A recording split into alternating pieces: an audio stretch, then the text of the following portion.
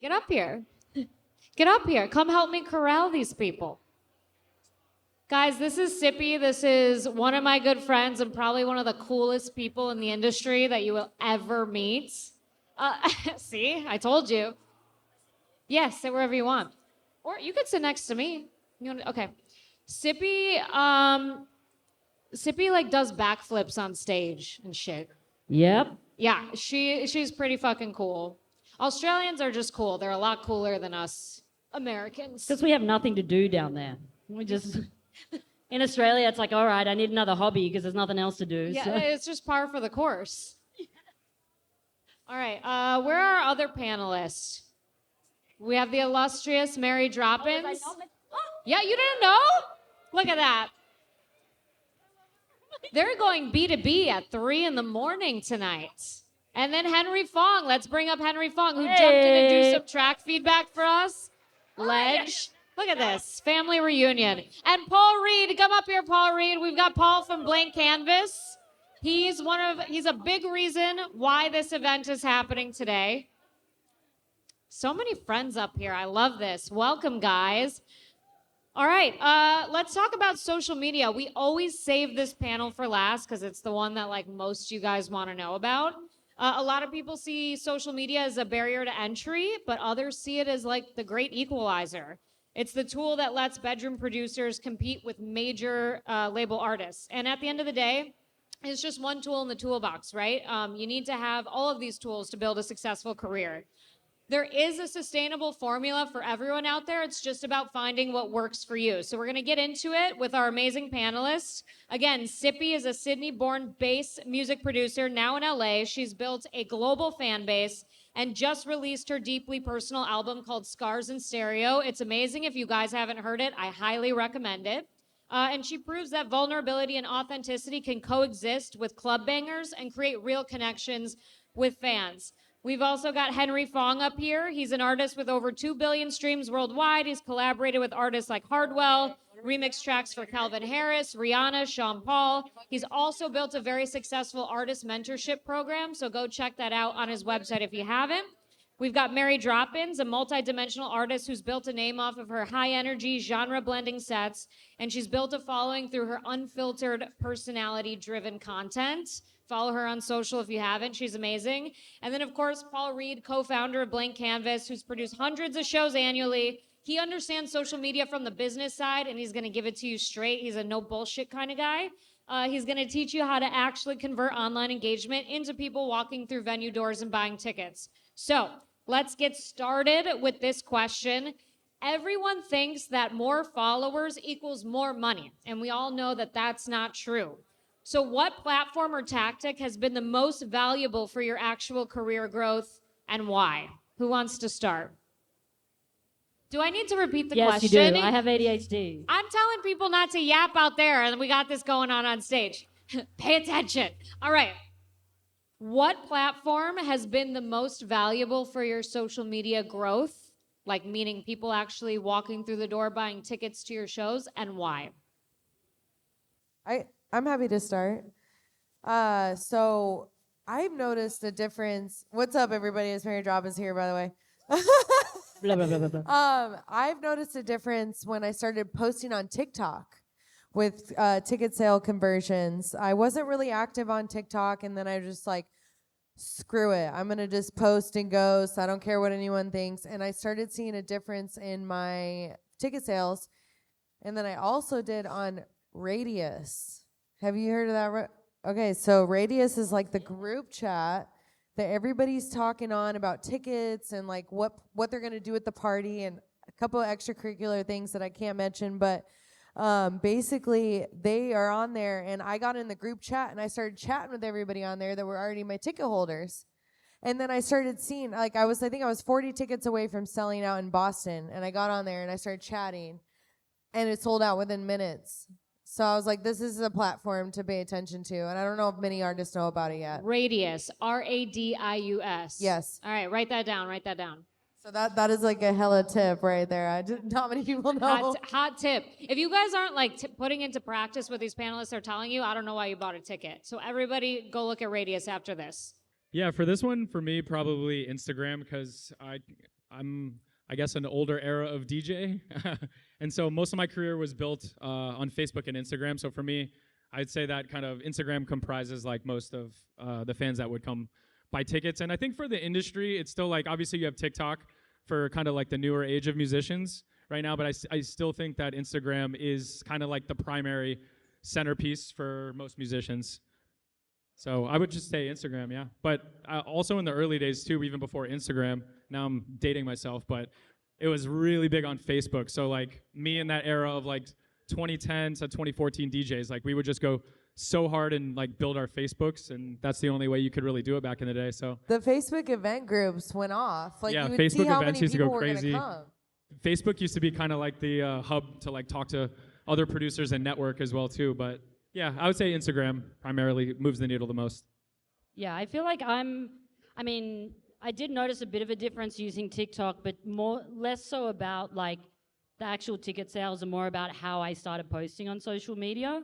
I kind of changed my headspace with it.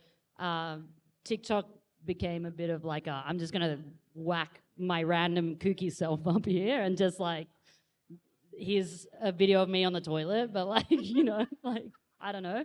But Instagram has been a big one for me, but more specifically with Instagram, I notice like stories and DMs, and I know that's like a fucking grind, but like I was quite responsive in my DMs, and my stories were a bit more candid, I think. And, you know, I still post very regularly, and that's where like the influx comes in, but I think like DMs and stories is where people kind of understand me on a deeper level and get more, they turn from a viewer to like a super fan, and that became really important because now, you know, those fans who were kind of seeing me from the outside went, okay, here's a random DJ that I like, to, oh, okay, she responded to me, and oh, okay, now I went to a show and she, you know, like, and I saw on her story that, I don't know, whatever it is, my sister had a baby and we talked about that, and that, you know, they just, then now they're like following me to every show, even if it's an 8-hour drive. And I think,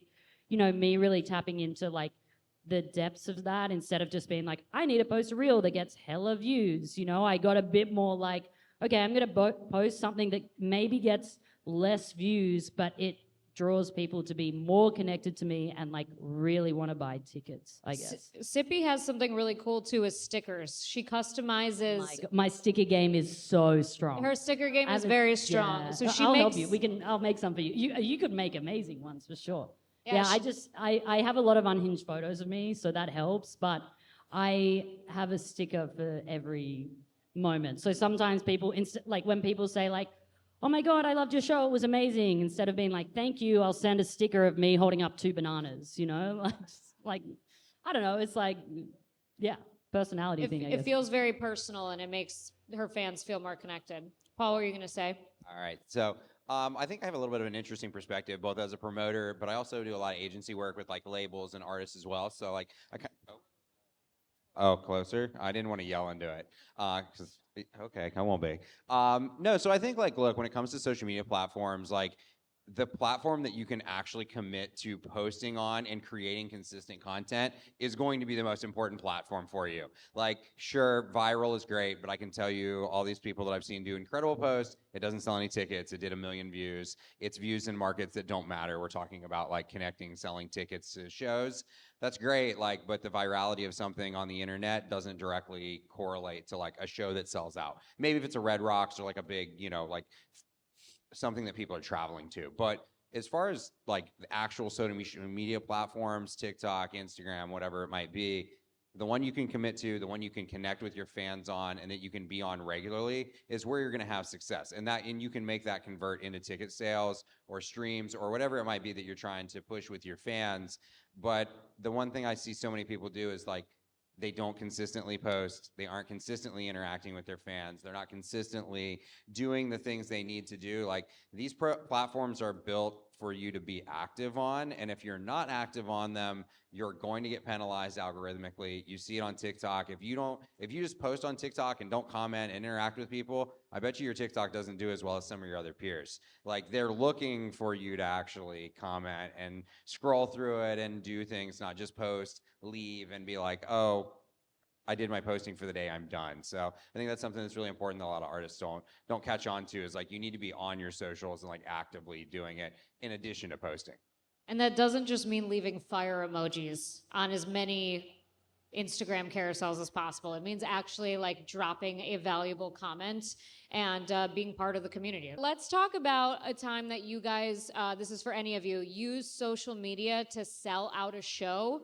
What did you do? And did you have like a narrative, like a beginning, middle, and end, that a strategy that you used to sell out the show, or was it just like being relentless, posting 24/7? I have a good one for this one. I actually just did a show in Hawaii, and over the last 2 years, I kind of created this new event series called Henry Fong's Night Market, where we set up like an Asian-style night market outside of the show before. So fans come, we do like a big meet and greet, and I eat food with them and things like that. And then when we were doing this show in Hawaii, I got really kind of like, I'm kind of a nerd when it comes to like marketing my artist stuff.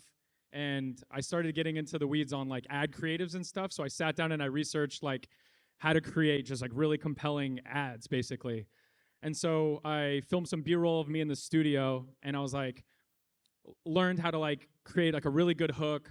Like I think like the video started off with me like super organic, just selfie to the camera, saying like, we're bringing the first ever Asian night market rave to Honolulu or something like that. Instant hook. Came in with B-roll, social proof of me playing like shows, had B-roll of like the other events. And I just chucked like $200 in ads on this thing. And I went back and I looked at how well it converted and like how many tickets it actually sold. And we ended up selling out the show in Hawaii. And I think probably like we couldn't have done it without that type of ad creative. So I think for me, for that particular show, that was a interesting instance of just like nailing like the ad creative down, and like me getting my hands dirty and kind of studying, like, and then also sending an authentic message to the fans. Like nobody else, even if the promoter wanted to just like post a flyer or post something, like they can do that. But when it's coming from me and I'm like, hey, this is the community I'm trying to build. This is the event that I'm trying to build with you guys. Like, I want you to come or whatever. It just comes across so authentic. And yeah, I can see like the ticket sales from that were just like through the roof. And that was a cool experience recently. And you said $200 on ads? It ended up probably being more than that, but we only put like $300 in ads, but it was converting so high, Right. like off The the payoff charts was that, yeah, huge. we got a huge return on it. Okay. Yeah, as someone that throws a lot of shows, and I think one of the big things, like if you're going to launch a tour or you're going to launch a big event, is getting your fans really well informed. I think a lot of people assume that just because you post on social media once that like everyone sees it. That's not the case. There's a reason that we're like, hey, post all the time, post about it every single week, because not every single person in your algorithm is seeing every single post. Like you see it, but if you think about the people that you follow, and then go look at their profiles, I guarantee you that you haven't seen half of the posts that are in their feed, unless you're like a hyper fan that you're like consistently engaged with that person. So I think it is really important that like artists are talking about their shows and posting about them. Everyone wants to be like, I'm too cool to post about my own shows. Don't be too cool to post about your own shows. Promote them. That's what fans want to see. They want to see artists talking about their shows. If you're excited as an artist, it translates to fans. Like you posting a flyer and being like, I'm coming to Sacramento. I'm not excited as a fan when I see that. But if you make a video, you make something that's creative content specifically for that, pushing that and connecting with fans and sharing your excitement to come to their city or play whatever that event is, it goes a long way. Like if you're excited, they're excited, and that translates to ticket sales. Anything, ladies? I will say something. So like just like adding to that, I also think like this is also sometimes when stories can be a good bridge for you to work out how you're going to market those shows or like to talk about those shows more. I'm someone who doesn't like posting a lot about shows, and unfortunately, well, not, I don't know. I feel like this is like a worldwide thing, but like I don't like posting like posters, and I don't like posting like, hey, I'm Sippy and I'm coming to this date. So if anyone here has ever seen my, we do that for venues and shows. We do like a shout out video.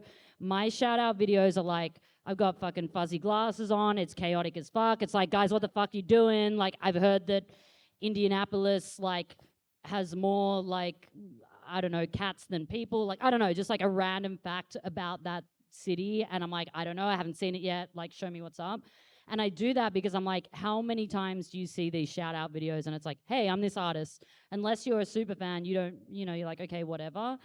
But even if that doesn't convert, if you add enough of those things together, it might be that I posted about the show, but someone didn't buy a ticket. Then they see, one of those shout outs, but they still haven't bought a ticket. But then they see my story and I'm talking about the show that I'm playing. Then they're like, you know what? I don't want to fucking miss that. I think I want to go out there, So like integrating other parts can be a good way for you to sort of like work out also like, I guess, how to market it. And I think the other thing I was going to say, just in terms of like promoting a show, like there's certain ways to do it. Like obviously like the way that Henry is talking about is very like, like what do you call it? Like textbook, like this is the perfect hook and all of that sort of stuff. Sometimes thinking like in a way that's a little bit like, how can I market this without making people feel like I'm marketing this? So say, for example, I recently put out a song. I know this is song, not show, but, I recently put out a song, and I know, and I'm sure there's plenty of us in this room that like a lot of like DJs are like, here's my song coming out. I'm going to dance in my studio and like, we're going to fucking do the shake and it's going to be great. Like, but like I recently put out this song and I didn't make one of those. And the reason is because I kind of made all these other creative ways to promote the song without making it look like I was promoting the song. I made a reel that said something like, it was like a viral sound. I don't know, you can go fucking look it up, but it was like a viral sound. I'm not going to recreate it, but a viral sound. And it was like, I handed in my, this was the label's face when I gave them the final master. Now, it didn't even have the song on it, but it made people go, why was their face like that? I have to go listen to it. Same when it comes to shows. Like, so many people are so focused on posting like the drop because it's like, oh, all this like crazy shit or da da. I've even seen this on like some of your videos. It's not necessarily like the build up into the drop that you post. It might be mid drop, but it's like, I don't know, you fucking doing this or dancing here or like whatever interaction. Yeah, exactly. And I think like people don't want to do that because they're so used to that. I need hype. But there's also curiosity. I want to see that. I want to be a part of that. Even like for a lot of me, like I do random shit at my shows, or I might be like in the crowd at a show, just like, undercover, and people like, oh, I want to like bump into her in a crowd. And those sort of things can work, kind of as like a B-side of like promoting shows. 100%. Let's talk about promoting tracks on social media, because I think the narrative has changed pre-release versus post-release. But I want to hear what you guys have to say. How much time do you spend promoting a track pre-release, and how much time do you spend after it's out? I mean, I need advice on this one, I'll be honest, because I find myself, I'll be, out now or coming out this Friday, and then I'm on to the next, because half the time the tracks that I am putting out, they were made over a year and a half ago, so I'm already over it. But it's like you got to get back into the mode there with it, and so it's keeping like the energy going on one track. I really admire a lot of artists that are good at that, because I'm so much of a person that's just like, I'm in flow with what I'm feeling at the time and the energy and the emotion. And so like maybe it's something that's out now that I made over a year and a half ago, and I'm just like, I got to get back in that zone. So yeah, I'd actually love to hear how everyone keeps their promo going. I was going to say, I actually got really good advice on that. Actually, it was probably from you, Olivia, but the advice I got was like, record all of the stuff, like all the promo for the song when you're excited, like when you've written the song, when you're excited about it. And then you just put them in a folder. And then when it gets to promoting it, that's when you use it. Yeah, because I'm the exact same. I'm like, I'm writing something else now, Like I don't really, I've heard this song too many times now, but recording it ahead of time is good because you're psyched about it. And then when it comes to posting it, you can just post and forget kind of thing. But I will say about the like posting before versus posting after, I used to be very like, got to create the hype, I'll post heaps before, and then the song comes out, I'm like, I don't give a fuck anymore, and I'll stop posting. But recently I've kind of changed the approach on that, where there's like little tidbits before, but it's actually, I'm starting to promote it closer to the release and then promote it after the fact, but the way I promote it is a little bit more like creative. So it's a bit less like, here's my song, it's out now, da da da, like, you know, like it's kind of repeating, because it's hard to say anything other than it's out now, but, you know, saying more like, if the song has lyrics, and I'm going to use this example, and it's so not serious, but anyway, I just put out a song, it's called Big Sip, and it's about how big my dick is. And it's Big dick sip, big sip, yeah. Very serious.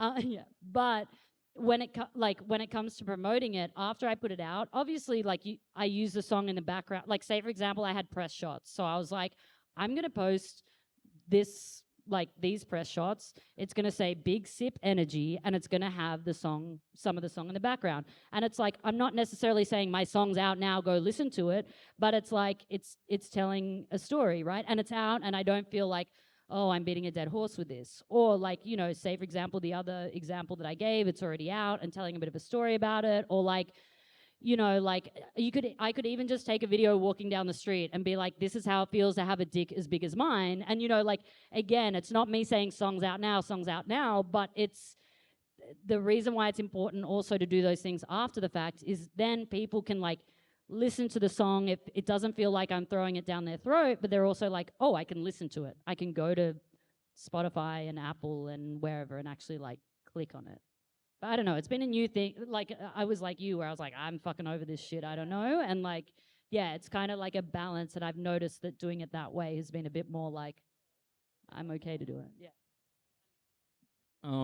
For me, I feel like the songs that really like changed my career had really, really long runways of hype before they actually came out. So I'm a big fan of like trying to generate as much hype pre-release before, because I've very rarely had a song that I just like barely promoted before and it just was like, okay, now it's out now, and then had it do really well. Like one of my best songs ever, like I remember by the time I sent it out to DJs, it was in March, and by the time the song came out was September, and I had 6 months of just hype and DJs playing it and building the narrative and the story around it. Like if you guys think about your releases like a story, right? So like the first time a fan sees it on your story, it's like they were there at the birth. And I feel like you want to make fans feel like they're invested throughout these like micro stories. So if you take apart the year, you have 12 months, right? All right, let's say you're going to put out 10 songs. Each of those 10 songs should be a micro story in its own, and it needs its time for that story to develop about the song, I think, right? So even if you can only give it a month, that's great, but I've really found that the longer runway that you have to promote a song, it usually ends up better. Like, good example right now, that Dean Turley song, Actin' Tough. I'm sure you guys have seen it all over TikTok a million times right now. Look at that buildup that's been happening on social media of this song over the last like 2 months.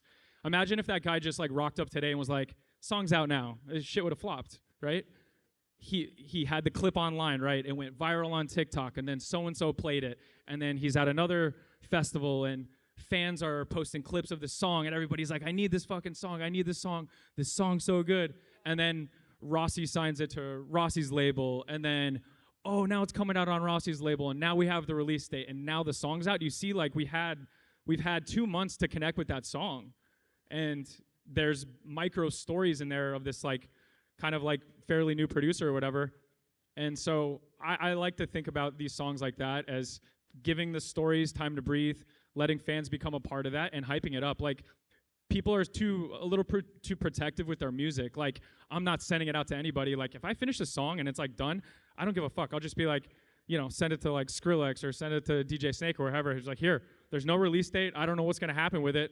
And then all of a sudden so-and-so plays it, and then so-and-so asks for it, and then so-and-so plays it, and then I post another clip on social media, and now 3 months has gone by, and I've had enough time and opportunity for those songs to really catch wind. Because if you guys go work with a record label, they're gonna give you this fucking 2-week timeline. Yeah, the promo's gonna go out in 2 weeks, and then the song's out on this day. What the hell am I gonna do in 2 weeks? Like, that 2 weeks, to me, is not enough time for any story to develop around these songs. So try to give yourself a little bit more space, and the real work, for me, happens long before the song comes out.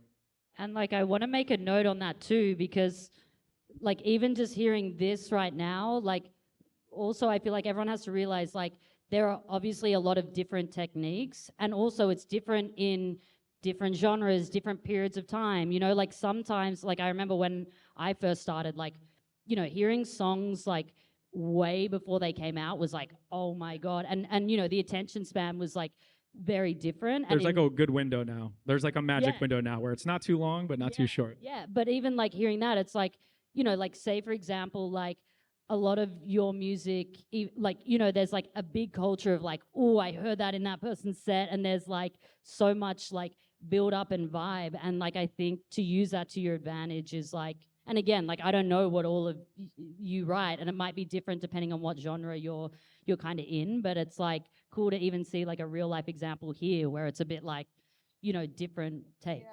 Like, well, actually, one example I had thought of is I don't know if you heard Gordo's new track, Loco Loco. He started posting all these videos, and it's like, who made this track? It got sent to me, and everyone was like on a hunt to figure out who made the track. It was him.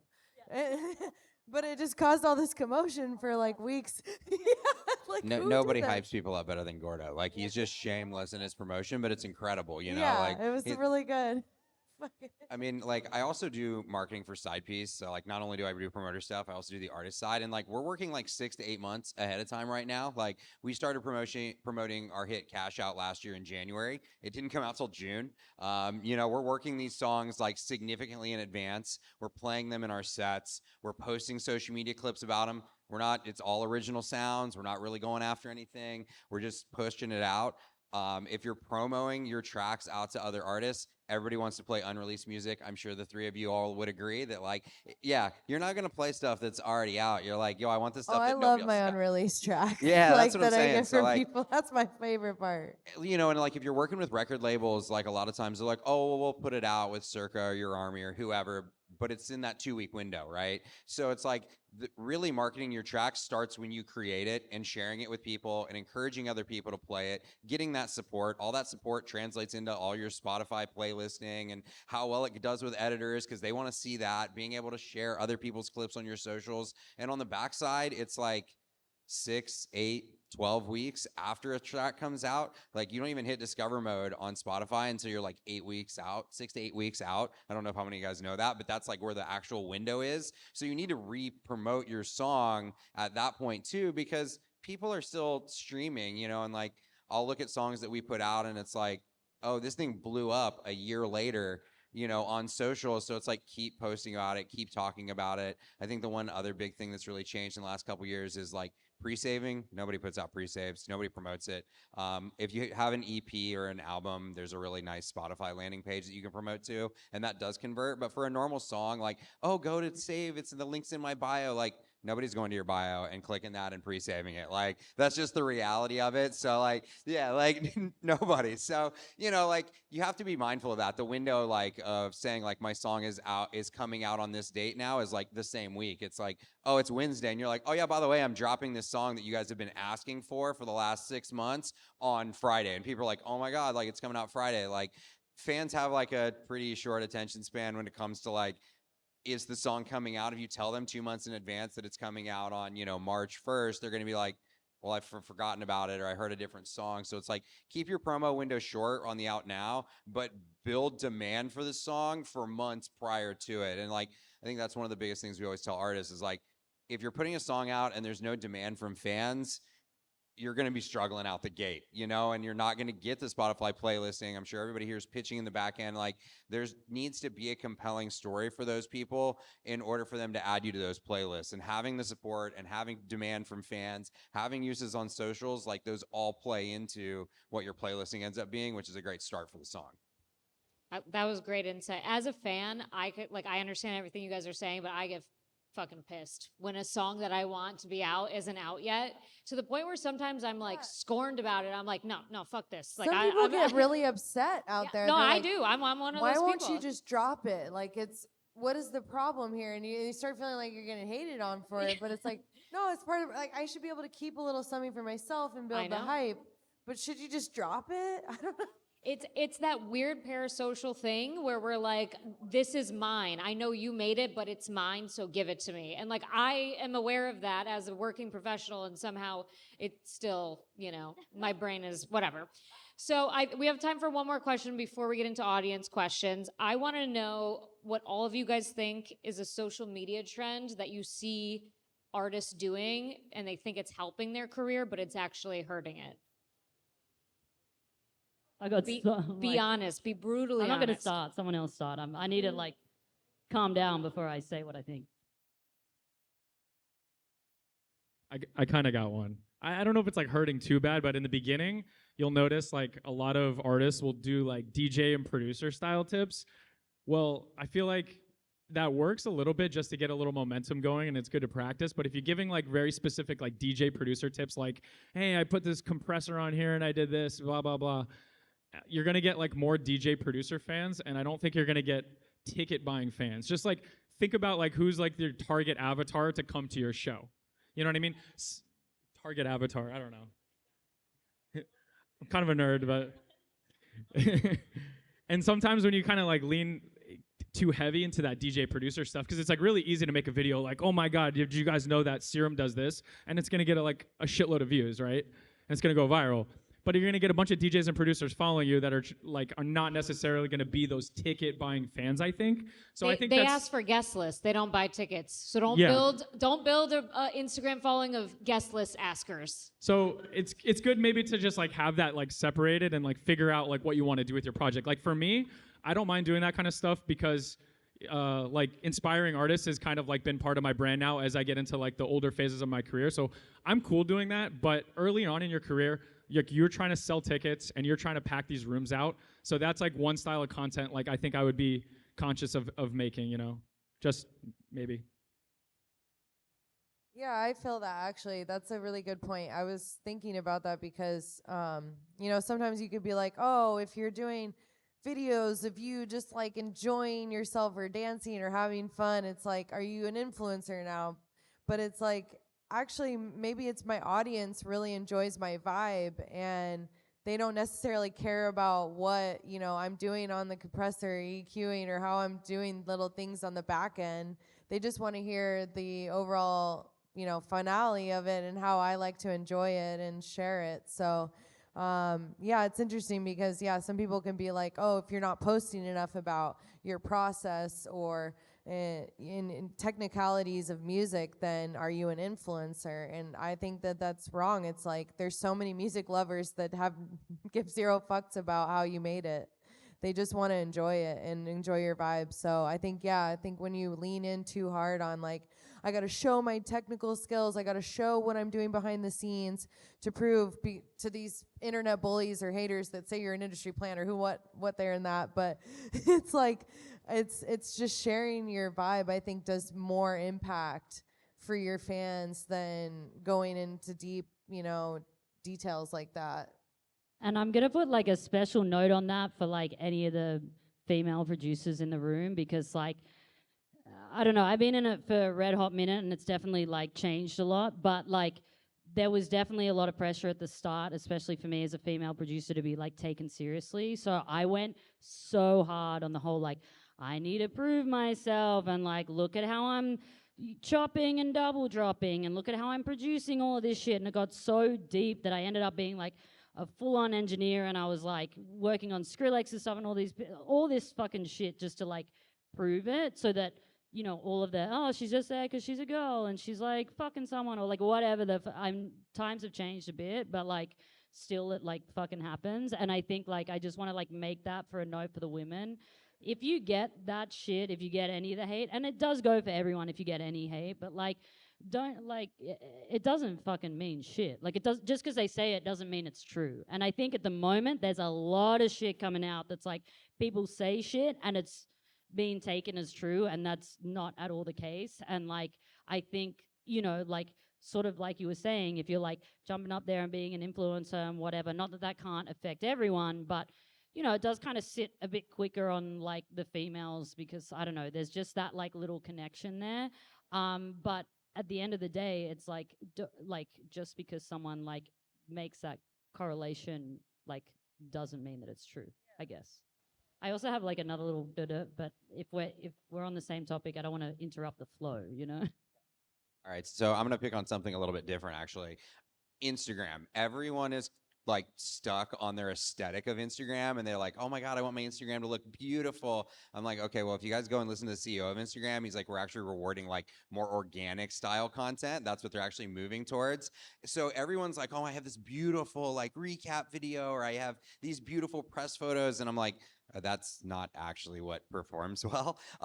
So like, don't get too caught up on like what the like aesthetic of your Instagram is. Focus more on creating content that shows your personality and who you are. Like your guys' socials all are very like reflective of who you are, and I can look through them and be like, oh, I know this about her or this about him, and like they're into these things. Like Henry, you're really into surfing, or like, you've got the glasses and the bananas, and it's like, yeah, like look, we throw shows with you. I like we're looking, but it creates a connection with your fans, like that super like polished fake aesthetic, like the Instagram influencer aesthetic doesn't create genuine connection with your fans. Like everyone's like, I don't really know this person. You seem unapproachable. You seem unknown to them. And people think that that's like cool and like, oh, that's what all the big DJs do. And it's like, well, that's not really how you build a loyal fan base. You look at people like Rez or Elenium and they have these incredible like fan bases that will do anything for them. And it's like, they have these really great connections with their fans and people know who they are and they see them talking and interact and understand who they are. So I think that's one thing that a lot of DJs miss. They're like so focused on creating the most polished content when in reality, like the stuff you're shooting on your phone is more than good enough. Especially as you're like coming up, because it's like, I know everyone wants to lie about how fucking big they are and all this sort of stuff, but the problem is like it doesn't connect and everyone's a bit like, well, here's this person I've never heard of who's apparently the shit, but like, I don't know, like whatever. But I think as you're coming up doing that, I think there's like, do I have time to tell them my things my pet peeves? Okay, I have like 2 pet peeves at the moment. This is a personal thing. I don't know anything. It doesn't, take it with a grain of salt. But my 2 pet peeves at the moment, one is the focus on flips and remixes. Now, I fucking get it. I get it. They're a quick fucking grab. They get hella views. But what I will say about that is a lot of artists get stuck in that spot. They're getting like, there's a few artists that are like known for that stuff, and that's cool because you'll still, go to their shows for that, but only a few. But you'll see a lot of people that are always focusing on the flips and stuff, because then when they put out their original music, they don't get as many plays and likes and whatever. You're not going to, because you don't have fucking Lady Gaga's voice over your song that everyone's already heard 50 million times. It's just like it's a psychological thing, right? But the problem is, because you're not getting the plays, people go, oh, well, that's not working. I'll go back to remixes. And the problem is, it's really hard to build a complete career off just, flips and remixes and something that doesn't actually have a story. And I know it's hard and scary because then you put out stuff and, the viewership goes down. But in the long run, that's what turns, fans who have heard of you from a flip into, oh, I love their original music and now I'm fucking, head deep in all of their stuff. And the other thing that drives me mad, and I get it, and I know, but like I'm in the studio, the visualizer is up here, and I'm like, I totally get it, and I know, like, don't try and tell me you haven't done it, we all done it. Like, I get it. But I'm not saying you can't do those, but the problem is a lot of people post those constantly, being like, this is me promoting my music, and it's working, or why isn't it working, and all that stuff, and I totally get it. It's just when people, like, I go through my feed right now and I will scroll straight past one of those. I do not give a fuck who it is because I've seen it so many fucking times. And I get it, it is really tough. But for me, I like to see, sorry, I'm getting so like, I'm like, fuck that. She's getting heated. When you like seeing someone that thinks a little bit differently can really catch people's eyes, even if the music you have heard or you haven't heard, it's a little bit like, oh, here's something that's like a little bit different. And don't get me wrong, you can obviously post those, but I just want to like turn people off thinking that if you just keep posting those and I'll just post 50 of them and they'll hit.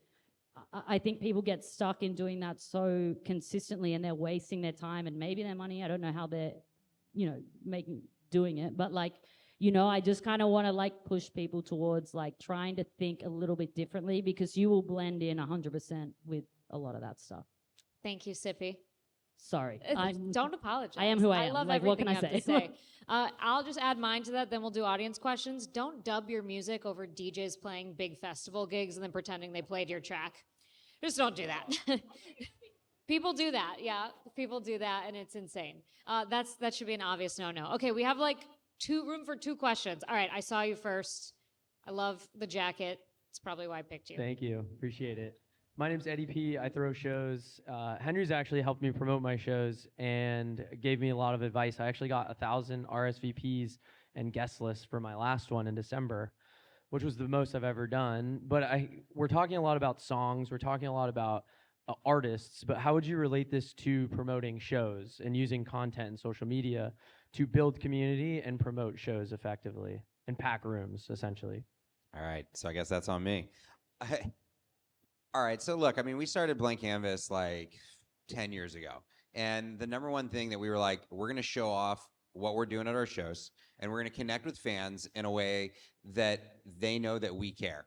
You know, so every DM, like if you DM Blank Canvas to this day, it's probably me that's responding, you know, and like I care about what happens, like what your fan experience is, and I'm going to share that. If you comment something negative, I'm going to message you and be like, hey, what's up? So like there's this really good thing, like this relationship that you can build with your fans and an expectation and understanding of like when I come to your shows, when you come to a Blank Canvas show, like people know that we're going to spend the money on production. It's going to look amazing. It's going to sound amazing, and it's going to operate smoothly. Like I can guarantee anyone in this room, you come to any of our shows this week, that's what you're going to get. And we stand behind that. And we show that through like all of the different videos that we're posting. If you go and scroll through Blank Canvas, like you'll see the builds, you'll see what we're doing with like all of our different socials, but it's also like finding aesthetics that are, you know, pretty, and you want stuff to look good, but it's at the end of the day, it all boils down to like, can you create a fan connection? Do people trust you enough to like come to shows of artists that they don't know? Look at somebody like Brownies and Lemonade. You know, they've built this whole curation thing where like, yo, I'm going to throw a lineup up that's just question marks and everybody's going to pull up because the fans trust you, you know, and like, they know that you're a tastemaker, and there's so many different groups throughout the country that do a really good job of this, of like, they can book small artists and sell out rooms because people know whatever they're going to book, it's going to be dope. Club Studio Time, Def, Mutiny, like I can go on and on about all these different people that are doing really cool shit. And it's like, we trust them. And that's what it really boils down to at the end of the day. Like, don't get me wrong, like booking the right artists and doing all these things and having the right dates sells tickets. But as from a social media perspective, it's how do I connect with my fans? How do I build that relationship with them? And how do I show them what I'm doing and create a little bit of FOMO? Like, oh, you should have been there last weekend. Like, look at this party. It was crazy. We'll see you at the next one. I just want to point out, Angel asked me this question. She said, what are some of the skills I can use from my previous career to my DJ world career? And I said, building trust, integrity, and delivering a high quality experience is going to set you apart from everyone else. That's how you beat the AI slop. That's how you beat the masses of other DJs who are in it for the wrong reasons. Having integrity in your work and quality, you are already going to rise to the top easily if you embody those traits. Okay, one more question over here. We got my boy TC3 in the back. Hey, I'll stand up. Sorry. I'm Trey, TC3. I'm from Charleston. What's been your biggest shift in your social media strategy this year that you're going to carry on for the rest of the year? Ooh. Posting I'm the off of- translator. She can't. Yeah. Yeah, I needed She that. doesn't speak Could hear English. you. Posting off of intuition. So anytime I'm feeling it, I'm not looking at, okay, my posting times are between 9 and noon, or if I gotta post this for this and this time. If I'm feeling it and I see it and I'm like, this is fire, I just send it. No questions asked. I think my one's a bit more like this came from you, actually. I thought everything came from you. Love you. So posting without having virality in mind. I was so focused on the amount of plays that I would get, and I know what I can do to get the, sometimes it plays in that favor, but I would be too scared to post something that wasn't like that. And I noticed that when I started, when I post things that aren't like that, it may not get as many plays, but it has a different purpose. So that's been something that I started using that I'm going to continue using.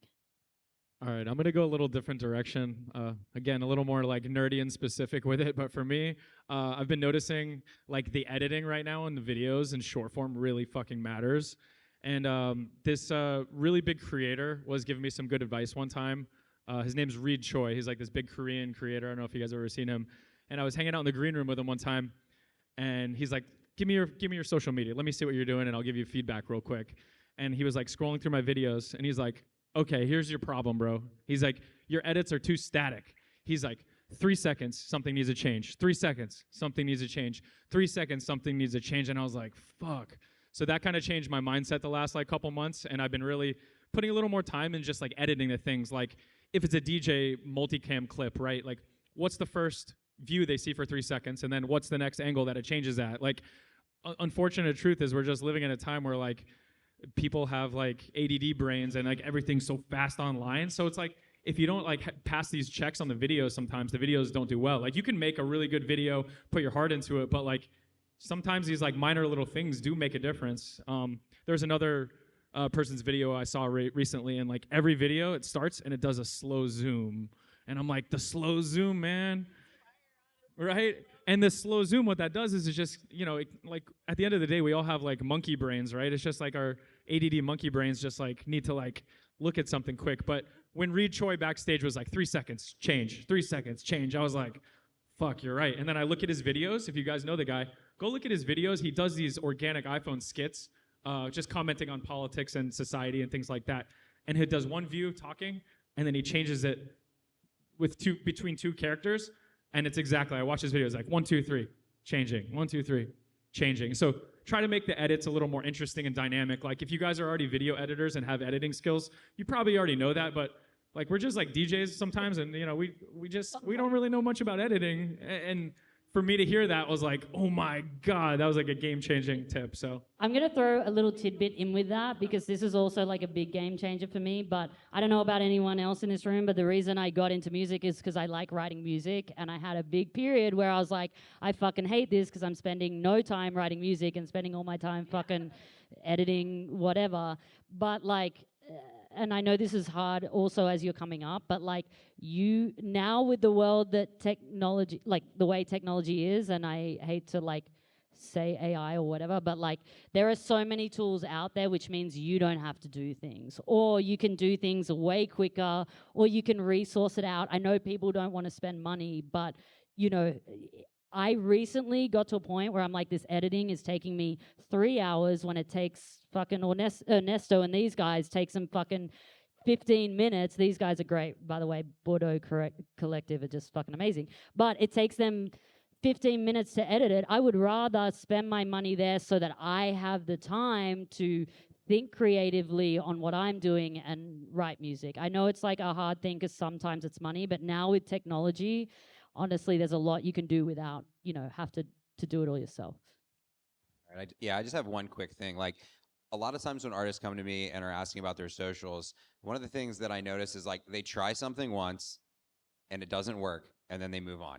And so like my biggest advice to everybody, like up and coming artists, labels, promoters, commit to doing a style of content for like 3 to 6 months and keep doing it, because people are going to want to see like different versions of that and like try and make little tiny tweaks, and then track what you're doing to see what actually works versus like what you think works. Because most of the time what like artists perceive is like, oh, this is my best content, like when I'll meet with a client and they're like, oh yeah, these videos do really well, and I'm like, okay, cool, you keep doing what you're doing and we're gonna try these other 3 things. And then we like come back 3 months from then and I'm like, oh yeah, and that thing that you hate, that's actually what does the best on your socials and that your fans love the most, just because you think that that's goofy or it isn't right. Or like the dancing videos is a great one that like, Mal P crushes with the dancing videos, and people are like, oh, I don't want to do that, like it's cringy. And I'm like, yo, they crush. Like, how much data do you want me to show you? Because I can pull up 50 profiles that like these videos that are kind of influency, they do really well and they convert and they drive more traffic to streams than almost any other piece of content right now. So it's like, track what you're doing and quantify it. That way you actually like are making decisions based off of data. I'm like a huge data nerd, and it's like, okay, like this is what is working, this what is what is not working, versus just guessing all the time by creating different content every single week. So did you have something to add? Yeah, I actually spoke to Meta yesterday. Oh, you've been holding out on us. I got some motherfucking insider info. It was a bot for sure. It was a bot. You're speaking to Meta. No, you're not. I know I was scared, but one thing they were telling me was like I spend a lot of time posting onto stories, thinking that it's gonna do something. Basically, there's nothing they're doing for stories at all. Like stories are just in the abyss. There's whatever with stories. Maybe your mom's gonna see it, and that's about it. But like with feed posts and reels, they're really pushing that, and they're putting everything into that. So I just started like even last night I posted at like 1 a.m. I would never do that, but after I met with Meta, I was like, screw it, I'm going feed all day. Like usually it takes a lot to put me on the feed. I'm like, wait, no, I'll post the story or I'll post the flyer on story. But now I'm like, okay, it's about the feed. Like we're just gonna send it. And yeah, so I recommend doing that. And then they also recommended trying the trial reels. I don't know if any of you have heard about the trials, but basically it just goes to all non-followers if you select trial reel. And so I'm going to try that because my grandma follows me, my mom follows me, everybody, all these people follow me that I don't need to be seeing my stuff all the time. So I'm going to hit the trial reels and stay tuned. It's a great tip. You can use old videos for trial reels, which is great because those people haven't seen your videos. So you just like find videos you've already posted. So it's not like it's more work. It's just like post it and go. Because I love less work. That's great. Yeah. You should pull everything that does good on your socials and put it into trial reels. Anything that was a story, they're like, put it on your feed. Yeah. Oh no, and the And thing I about was like, posting at 1 o'clock in the whoa. morning is totally true. Like it doesn't. The internet's 24 hours a day. Think about how Yeah. much you're on your phone. Like you can literally post whenever now. Yeah. Anything else that we talk about on this panel, we're gonna have to put behind a paywall. This is Yes, like I could talk all day. I had a note from before that I kept, but You're teaching me so many things. Thank you guys so much. This was so insightful. Thank you for being here. I know Miami Music Week is so busy, and you guys spent some time with us, so thank you.